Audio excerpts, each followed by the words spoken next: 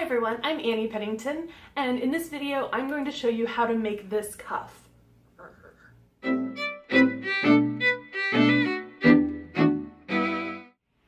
going to focus mostly on how I create the texture along the edges and how I properly finish the metal before I form it. I will show you how I cut the blank using a pancake die and how I form the metal with a hydraulic press. But this is not going to be a step-by-step how-to on how to use the dies in the former. Those will be for a different video. But in the meantime, check out the videos by Potter USA, by Melissa Muir, Joni Kisro, and others. I'll include some links in the description box below. I'll also include a list of tools and materials so that you'll have everything you need to get started. If you're ready to see how I made this cuff, then keep watching.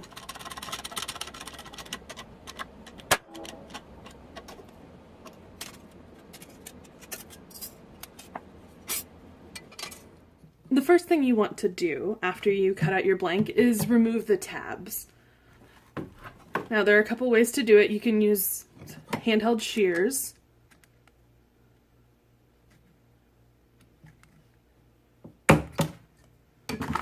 You can see that works, but it does distort the metal slightly. The other option is to use a saw, and this is my preferred method. I find it's equally as fast, especially when you take into consideration like finishing and not having slightly distorted metal. Of course, that's how I was taught. I was taught that the handheld shear is bad, so that's kind of ingrained in me also. So use whichever makes you the most comfortable.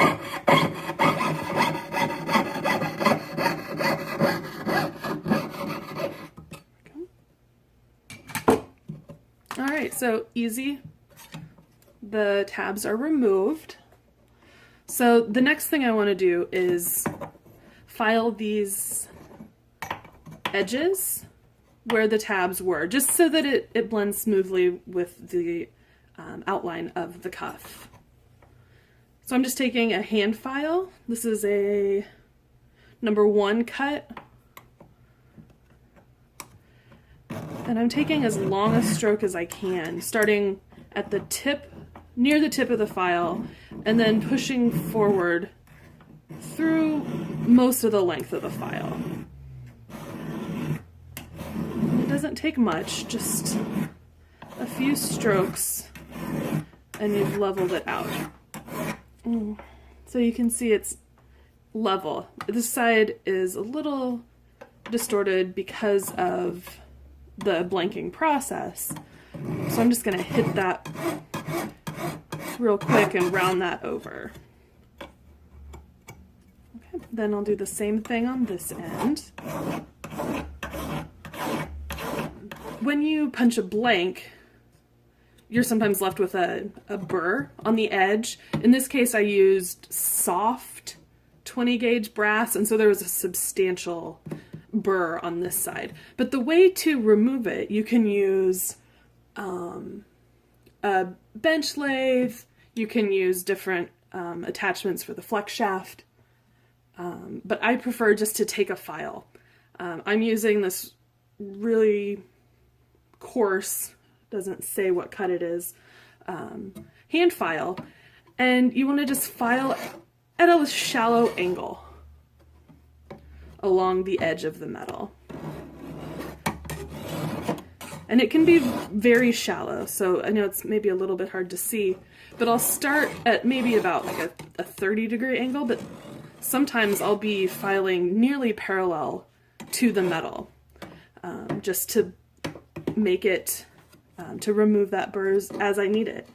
So what you'll do is you'll do this along the entire edge of your blank.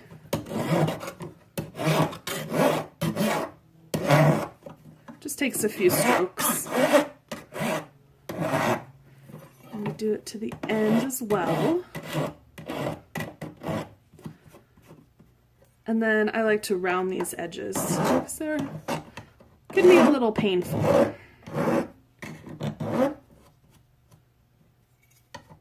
Okay, so I've removed the burrs with the coarse file, but the coarse file also left just a ton of really deep file marks. So I'm going to go in with a finer cut hand file and then follow that with a needle file. I'm filing along this edge using the same motion, but I'm using a finer hand file to remove all the deep marks left by the coarse hand file.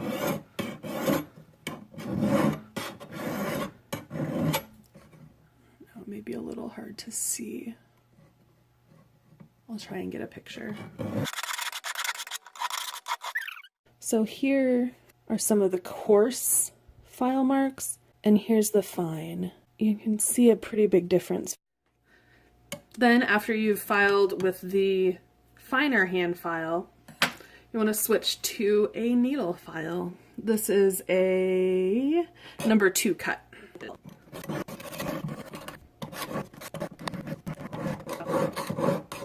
And don't forget about the other side of the blank as well, particularly where the tabs are.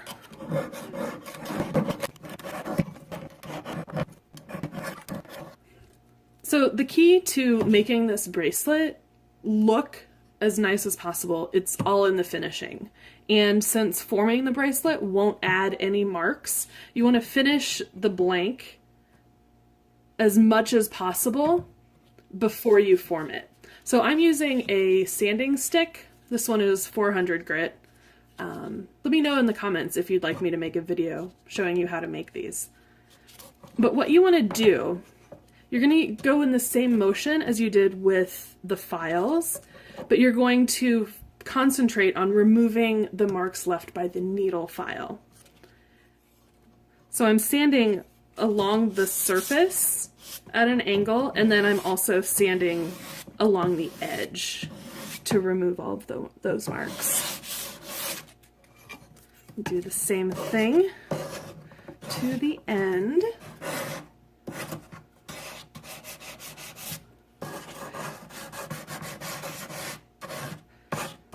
And I have been using it like a file just out of habit by only pushing in one direction, but you can sand back and forth.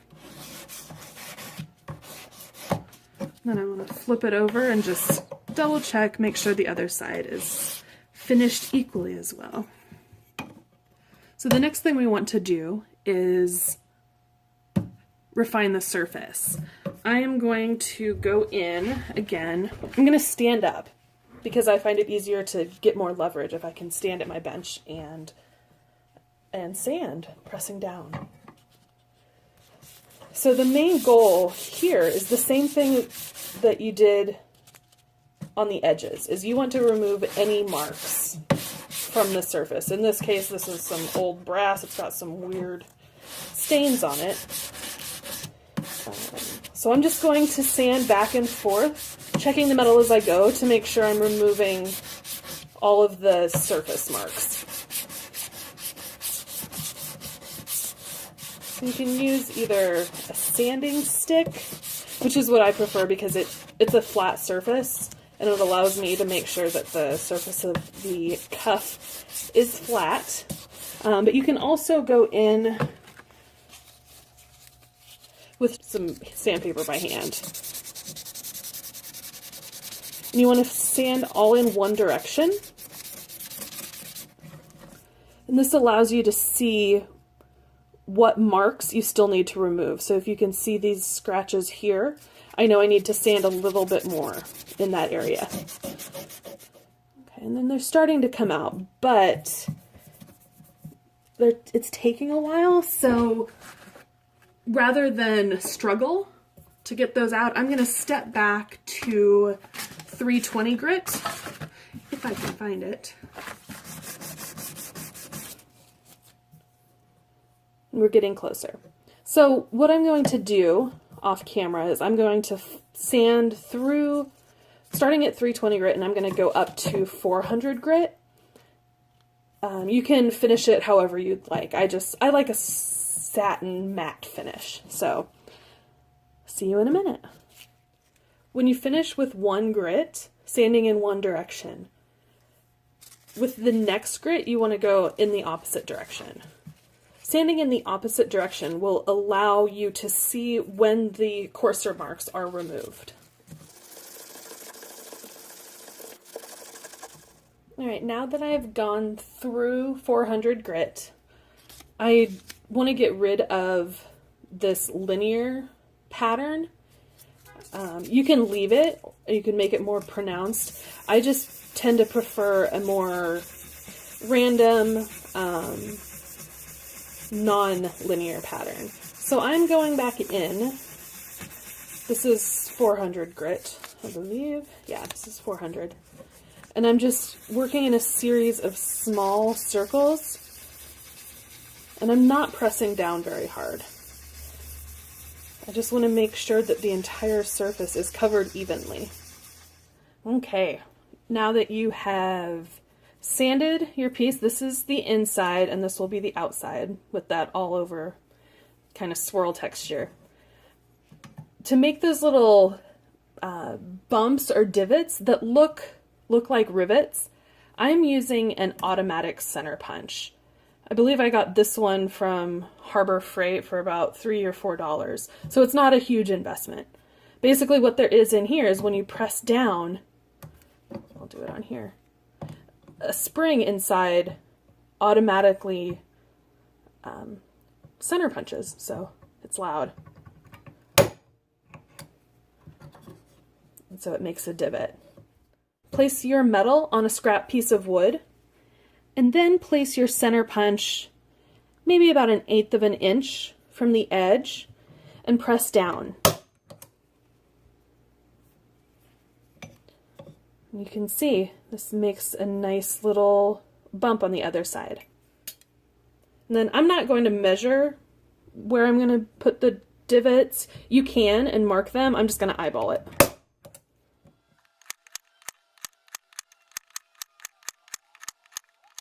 When you're finished making the divots, it's time to go form it into a cuff.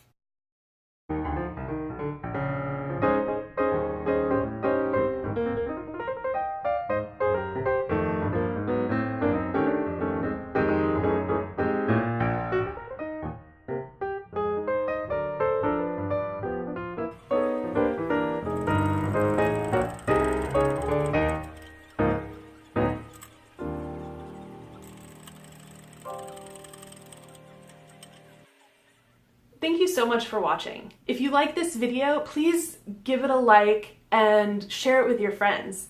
And also, if you want to stay updated on new videos that I post, subscribe to my channel and then make sure to click that little bell icon so that you'll get notifications. Have a great day, and I'll see you in the next video.